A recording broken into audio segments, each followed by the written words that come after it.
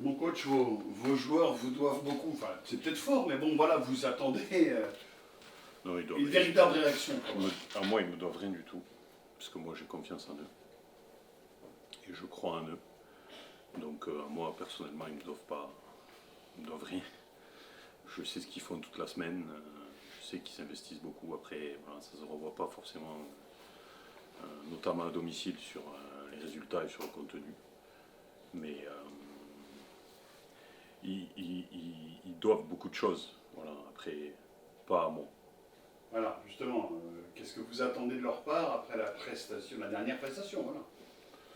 Ben, d'être beaucoup plus vertical dans le jeu, d'être beaucoup plus en bloc sur l'aspect défensif notamment, parce qu'on a analysé les buts qu'on a pris depuis le début de saison. On a pris 2 pénaltys, et sur les 4 qu'on a pris, c'est des 4 buts sur centre, et dont 3 où le bloc doit faire entre 70 et 75 mètres, hein, ce qui n'est pas une bonne distance, on laisse beaucoup trop d'espace à l'intérieur du jeu, alors que quand on est en bloc et quand on a cette philosophie de jeu-là, notamment par exemple sur le match amical d'Orléans, ben, on est beaucoup plus cohérent et structuré à la récupération du ballon, et ce qui nous permet de profiter des espaces laissés libres dans le dos des équipes adverses.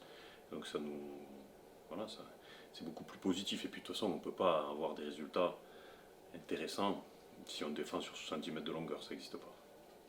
Offensivement aussi, il faut, alors certes, il faut régler les problèmes défensifs, offensivement aussi, bien sûr.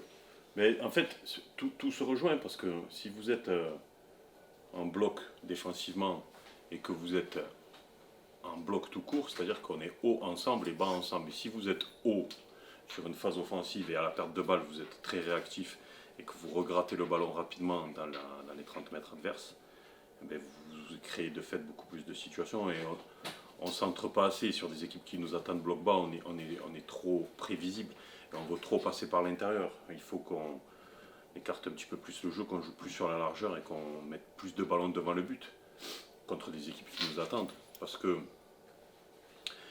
le danger, il est dans l'axe, parce que le but est dans l'axe. Mais quand le danger il est dans l'axe, il ne faut pas se casser les dents dans l'axe, il faut passer par les côtés. Et c'est ce qu'on n'a pas assez fait le week-end dernier. Sur Orléans, évidemment, équipe que vous connaissez, vous avez observé, deuxième grâce à cette victoire obtenue sur tapis vert face à Concarneau, qu'ils ont une victoire dans le jeu. Qu'est-ce que vous pouvez nous en dire? Non, ça fait partie des équipes costauds de ce championnat, comme les Bourgs, comme le sera certainement Dunkerque et beaucoup d'autres équipes. Là, on est focus sur ce match d'Orléans parce que voilà, c'est le match du rebond. Il faut qu'on soit capable de rebondir pour enclencher une dynamique positive importante. Alors, il faut réinventer malgré tout une équipe, parce que les 3 suspendus plus Basque, du coup, ça fait beaucoup, 4 joueurs. Ouais, c'est les aléas d'une saison. Ça va permettre à d'autres de se montrer. Bon, je vais répéter, mais bon, voilà, c'est comme ça.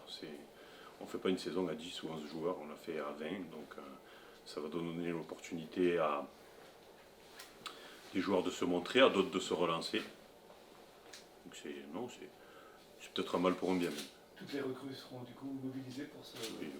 Mais sinon, on n'a pas assez de joueurs. Ils sont dans quel, entre guillemets, dans quel état justement physique, et comment tu les as trouvés, on va dire, sur les premiers... Alors, il y en a qui ont joué déjà, mais... Non, ils sont bien, ils sont dans l'esprit, je pense que vous l'avez vu hier. Ils sont investis, ils amènent de la fraîcheur. C'est pas parce que c'est des jeunes joueurs qu'ils vont pas amener de la sérénité, loin de là. On va dire que tactiquement, tu as déjà un peu évolué depuis le début de saison, mais est-ce que, on va dire, depuis la prépa même, je dirais, est-ce que tu as envie quand même de persévérer dans la voie... Mais vous savez, je pense que quand on a des événements contraires, même si bon, c'est une défaite et les circonstances de la défaite font qu'elle est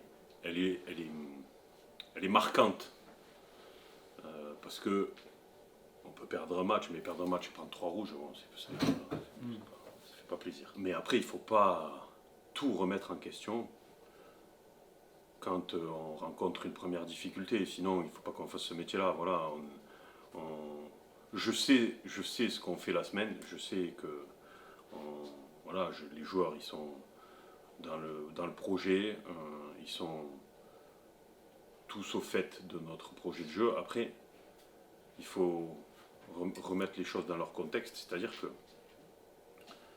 je pense sincèrement qu'on n'a pas une équipe, qu'on n'a pas le type de joueur pour faire un pressing tout-terrain pendant 90 minutes. Ça, c'est soit vous avez le type de joueur, soit vous ne l'avez pas.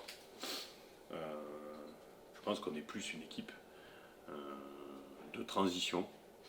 Alors, la transition, ça fait peur, parce que les adeptes du grand football sont contre la transition. Il faut qu'on soit beaucoup plus fort à la perte de balle. Et ça nous rendra meilleurs dans tous les compartiments du jeu. C'est vraiment sur ça où on doit s'améliorer. Parce que si on est hyper réactif, hyper agressif à la perte de balle, on récupérera des ballons beaucoup plus haut et ça nous permettra d'arriver beaucoup plus rapidement au but.